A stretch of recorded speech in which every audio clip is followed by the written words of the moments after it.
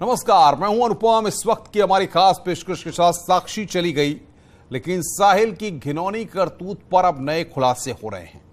साक्षी को बेरहमी से मौत के घाट उतार देने वाला यह सन की कातिल न सिर्फ जल्लाद है बल्कि सिरफिरा और अय्याश भी है। गले में रुद्राक्ष और हाथ में कलावा, क्या था कातिल का छलावा? आइए आपको पूरी रिपोर्ट में हम विस्तार से दिखाते हैं।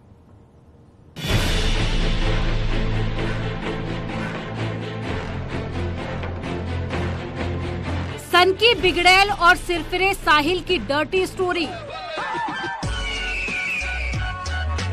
अय्याशी, नशा और शराब, दरिंदे की जिंदगी का हर राज। सोशल मीडिया पर स्वैग के साथ धमकी। दुनिया शांति तो जीने नहीं देती मेरे भाई, आतंक ठाना जरूरी है। गले में रुद्राक्ष, हाथ में कलावा, दरिंदे का डराने वाला छलावा। सरेरा एक 16 साल की लड़की को मौत के घाट उतार देने वाले दरिंदे साहिल को अपने किए का कोई पछतावा नहीं है। उसने जिस बेरहमी से साक्षी की हत्या को अंजाम दिया, उसे देखकर ही कई लोगों को बेचैनी होने लगी है। लेकिन ऐसा करने वाला साहिल बेहद सुकून और चेहरे पर बिना शिकन के पुलिस के सवालों का जवाब दे रहा है। इससे साफ है कि साहिल न सिर्फ एक अपराधी प्रवृत्ति का इंसान है, बल्कि बेहद खतरनाक भी है। इस दरिंदे का सोशल मीडिया खंगाला गया तो वह इसकी मानसिकता और कुकर्मों का अंदाजा आराम से लगाया जा सकता है। साहिल ने अपने इंस्टाग्राम अकाउंट पर खुद को वाइन लवर बताया। डार्क लाइफ, लव यू जैसे टैगलाइन लिखी है। किसी वीडियो में तो हुक्का पीता हुआ दिख रहा है, कहीं साथियों के साथ में स्वैग से पार्टी एंजॉय कर रहा है। एक वीडियो में तो वो आतंक फैलाने की धमकी भी दे रहा है। दुनिया शांति तो जीने नहीं देती मेरे भाई, आतंक ठाना जरूरी है। उधर दिल्ली में हुए इस दहलाने वाले मर्डर केस में हर रोज नए खुलासे हो रहे हैं। साक्षी का एक दोस्त सामने आया है, जिसने बताया कि साहिल पहले से ही उसे टॉर्चर कर रहा था। अजय उर्फ झबरू ने बताया कि साहिल लगातार साक्षी पर दबाव बना रहा था। मेरी मुलाकात हुई थी कि वो मेरे पास आई थी कि कोई लड़का मेरे को टॉर्चर कर रहा है, तो भैया मेरी मदद करो। मैं भाई ठीक है चलो हम मदद करते हैं। तो साक्षी थी मेरे साथ, एक लड़की लेके आई थी, उसको भावना मेरे साथ की लड़की थी कि भाई इसकी मदद करो, कि भाई ठीक है चलो हम मदद करते हैं। तो हम वहाँ पे गए थे, तो मैंने उस लड़के को समझाया था कि भाई इस चीज को छोड़ दो, मत करो ये चीज, किसी लड़की को टॉर्चर वगैरह मत करो, ठीक है। तो फिर उसने कोई जवाब नहीं दिया, तो फिर हम वहाँ से निकल गए थे। तो अगले दिन उसका मर्डर ही कर दिया था उसने। कैसे वो गई वहाँ पे, कैसे उसको बुलाया, कुछ पता नहीं। ये बात आई है कि मर्डर से एक दिन पहले आप लोगों ने साहिल पर कट्टा तान दिया था। ऐसी कोई कट्टा वट्टा नहीं टांगा था। अब झूठ तो देखो कोई पता नहीं क्या बोल सकता है फंसवाने के लिए। कोई कुछ नहीं था। हम 3 जने थे, मैं था, साक्षी थी, एक लड़की और थी। क्या वजह मानते हैं साहिल ने क्यों हत्या कर दी? बता रहे हैं आपके संबंध थे। वो उससे प्यार व्यार करता था, तो फिर वो लड़की मेरे पास आई कि भाई टॉर्चर करा, तो मैं लड़की के साथ गया हूँ। तो फिर साहिल को शायद हो सके ये लगाओ कि अब मेरे साथ छोड़ के अजय के साथ इसके संबंध है। उधर साहिल के लव जिहाद कनेक्शन पर भी लगातार सवाल उठ रहे हैं। दरअसल पहले साहिल के हाथ में कलावे की तस्वीर सामने आई, तो अब वीडियो में हिंदू भक्ति गीतों पर रील्स और गले में रुद्राक्ष की माला के साथ में दिखने के बाद ये एंगल और पुख्ता होता दिख रहा है। हालांकि साहिल के परिवार की तरफ से ऐसा कुछ भी होने से इनकार किया गया।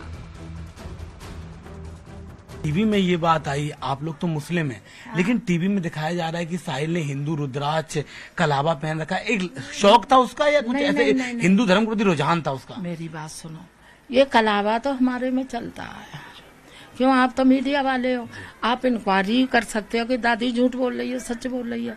ये हमारे जो मजार हैं बड़े बड़े, जैसे निजामुद्दीन साहब हैं, जैसे अजमेर हैं, जैसे इधर मस्त कलंदर हैं, इन पर आप जाओगे ना, उस पर तो सारे कौम की आदमी जाते हैं, हिंदू मुस्लिम सब जाते हैं, सिख ईसाई। और वहाँ जब हम चद्दर लेंगे ना, कोई भी लेगा तो वो संग में कलावा मिलता है। साहिल की दरिंदगी से किसी की भी रूह कांप जाए। शायद यही वजह है कि हत्याकांड के बाद जिस बुआ के घर पर वो पनाह लेने पहुंचा था, वो भी अब उसे फांसी दिए जाने की मांग कर रही है।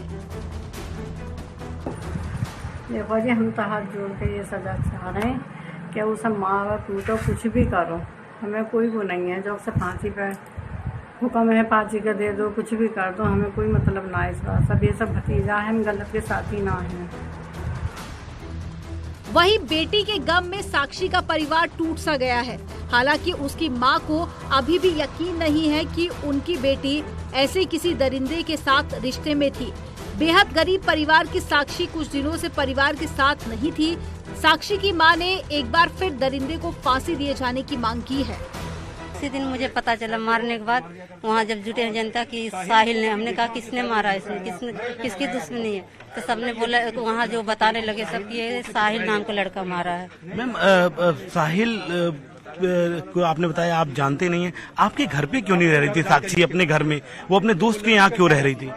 ऐसा है, उसका वो जो 10-15 दिन से उसका आदमी बंद था, तो वो बोली कि नीतू की उसके छोटे छोटे 2 बच्चे थे, कि जो मतलब है मेरे आंटी ये मेरे पास रहने दो, आंटी मेरे पास रहने दो, 2 बच्चे हम दोनों रह लेंगे।